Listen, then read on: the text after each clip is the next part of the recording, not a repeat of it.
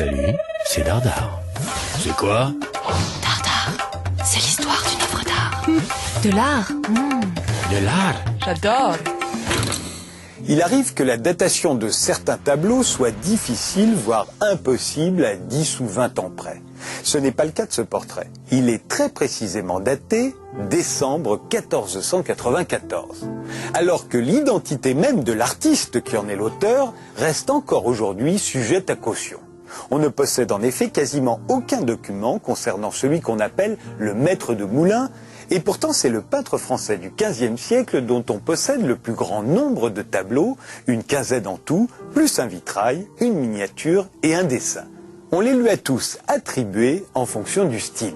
Et c'est en identifiant les modèles de ces portraits que l'on a établi une chronologie de son travail assez précise. À l'époque, en effet, les commanditaires étaient plus célèbres que les artistes. On peut ainsi reconnaître sur les tableaux du maître de moulin Charles de Bourbon, créé cardinal en 1476, Marguerite d'Autriche vers 1490 alors qu'elle était fiancée à Charles VIII, ou Anne de France et sa fille Suzanne vers 1493. Quant à ce bambin, c'est encore plus facile. Son nom est inscrit sur le cadre.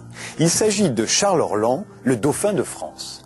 Premier fils du roi Charles VIII et d'Anne de Bretagne, il vint au monde le 10 octobre 1492 à la grande joie de ses parents. Joie malheureusement de courte durée puisqu'il fut emporté par la rougeole le 16 décembre 1495 à l'âge de 3 ans. Ce portrait fut exécuté 1 an auparavant.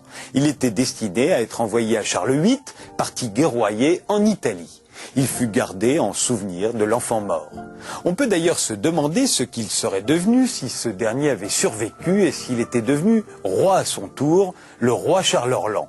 Allez savoir si son portrait bébé n'aurait pas fini dans quelques culs de basse-fosse.